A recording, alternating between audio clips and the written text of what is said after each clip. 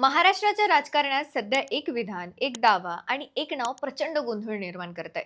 शिवसेना फुटली, पक्ष बदलले, नेते बदलले, हे सगळं आपण पाहिलं. पण आता चर्चा आहे ती ठाकरेंच्या सर्वात विश्वासू नेत्यांपैकी एक नाव, अंबादास दानवे. शिंदे गटाचे मंत्री उघडपणे सांगतात की दानवे आमच्याकडे येणार, तर दुसरीकडे दानवे ठामपणे म्हणतात मी शिवसैनिक आहे. मग नेमकं खरं काय? हा फक्त राजकीय दावा आहे की भविष्यातल्या मोठ्या घडामोडींचा इशारा? नांदेड आणि मराठवाड्याच्या महापालिका निवडणुकांच्या पार्श्वभूमीवर ही चर्चा का इतकी महत्त्वाची ठरते? ठाकरेंना हा खरोखर मोठा धक्का ठरू शकतो का? हे सगळं आज आपण सविस्तरपणे समजून घेणार आहोत. नमस्कार, मी अंजली. आपण पाहत आहात त्याचं काय महाराष्ट्र. राजकारणात अनेकदा जे बोललं जातं तेवढंच महत्त्वाचं नसतं, तर कोण बोलतंय, कुठे बोलतंय आणि कोणाबद्दल बोलतंय हे जास्त महत्त्वाचं असतं. रत्नागिरीत उद्योगमंत्री उदय सामंत यांनी एक असाच राजकीय बॉम्ब टाकला. त्यांनी थेट दावा केला की अंबादास दानवे लवकरच शिंदेच्या शिवसेनेत दिसतील आणि ही प्रक्रिया सुरू आहे. हा दावा कुठल्याही सामान्य कार्यकर्त्याबद्दल नाही, तर उद्धव ठाकरे गटाच्या सर्वात आक्रमक, अभ्यासू आणि विश्वासू चेहऱ्याबद्दल आहे. आणि म्हणूनच या वक्तव्याने राज्यभर खळबळ उडाली. अंबादास दानवे हे नाव मराठवाड्यात केवळ संघटनात्मक नेते म्हणून ओळखलं जात नाही, तर ठाकरे गटाचा लढाऊ आवाज म्हणूनही ओळखलं जातं. विधान परिषदेतील विरोधी पक्षनेते म्हणून त्यांनी सरकारला जशाचं तसं उत्तर दिलं. सभागृहात महायुतीला अडचणीत आणणारा नेता म्हणून त्यांची प्रतिमा तयार झाली. त्यामुळे जेव्हा शिंदे गटाकडून त्यांच्या पक्षांतराची चर्चा सुरू होते, तेव्हा ती केवळ अफवा म्हणून घेतली जात नाही. पण या चर्चेचं बीज कुठे रोवलं गेलं याची सुरुवात होते त्यांच्या विधान परिषदेतील निरोपाच्या भाषणापासून. मी पुन्हा या सभागृहात येईन, पण कोणत्या पक्षाकडून हे काही सांगता येत नाही. हे वाक्य राजकारणात सहज विसरलं जात नाही. त्यानंतर मुख्यमंत्री देवेंद्र फडणवीस आणि उपमुख्यमंत्री एकनाथ शिंदे यांनी दानवेंचं जाहीर कौतुक केलं. फडणवीस तर थेट म्हणाले की दानवे पूर्वी भाजपमध्ये होते आणि भविष्यात त्यांना संधी दिली जाऊ शकते. ही फक्त सभागृहातील भ्रष्टाचाराची भाषा होती का, की एक सूचक राजकीय आमंत्रण? या सगळ्या पार्श्वभूमीवर नांदेड, संभाजीनगर, जालना आणि एकूणच मराठवाड्यात झालेल्या स्थानिक स्वराज्य संस्थेच्या निवडणुकांकडे पाहिलं तर चित्र वेगळंच दिसतं. दानवे यांच्या नेतृत्वाखाली लढलेल्या महापालिका, नगरपालिका, नगरपंचायत निवडणुकांमध्ये ठाकरे गटाला अपेक्षित यश मिळालं नाही. विशेषतः छत्रपती संभाजीनगर आणि जालना महापालिकेत झालेला पराभव हा पक्षासाठी मोठा धक्का मानला जातो. याच निवडणुकांमध्ये त्यांच्या भावालाही महापालिकेत पराभवाला सामोरे जावं लागलं.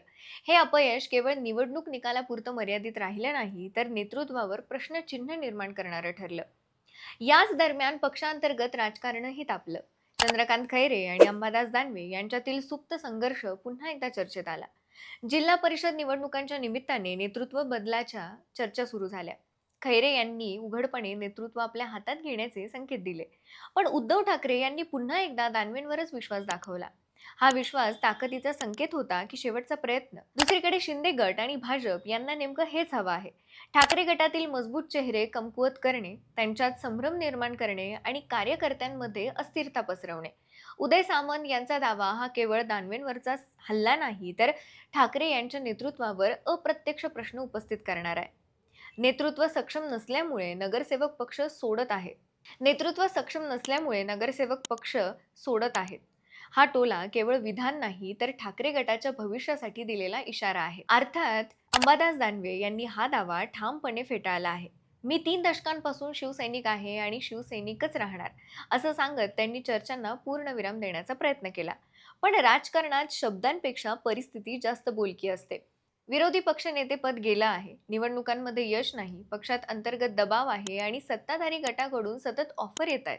अशा परिस्थितीत भविष्यात काय घडेल याची खात्री आज कुणीही देऊ शकत नाही.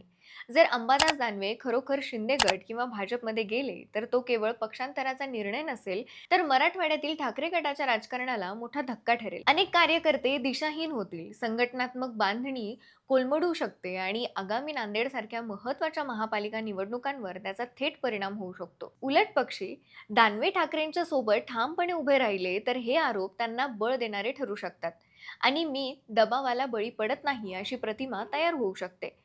तर एकीकडे उद्धव ठाकरे यांचा अंबादास दानवे यांच्यावरचा विश्वास आणि दुसरीकडे विरोधकांकडून सतत दिली जाणारी ऑफर. आणि पेरली जाणारी शंका, हा राजकीय दावा हवेत विरून जाणार की महाराष्ट्राच्या राजकारणाला नवा ट्विस्ट देणार? अंबादास दानवे शिवसैनिक म्हणूनच इतिहासात राहणार की नव्या राजकीय समीकरणांचा चेहरा बनणार? याच्या उत्तरांवर नांदेडपासून महाराष्ट्रापर्यंतचं राजकारण ठरणार आहे. आणि म्हणूनच हा विषय इथे थांबत नाही. उदय सामंतचा दावा हा केवळ राजकीय दबाव आहे की अंबादास दानवे यांच्या पक्षांतराची खरी चाहूल? तुम्हाला काय वाटतंय? कमेंटमध्ये नक्की सांगा. बाकी राजकारणाच्या आखाड्यात आपली नजर कायम असणारच आहे. तेव्हा कुठेही जाऊ नका, पाहत रहा, सबस्क्राईब करा. त्याचं काय महाराष्ट्र.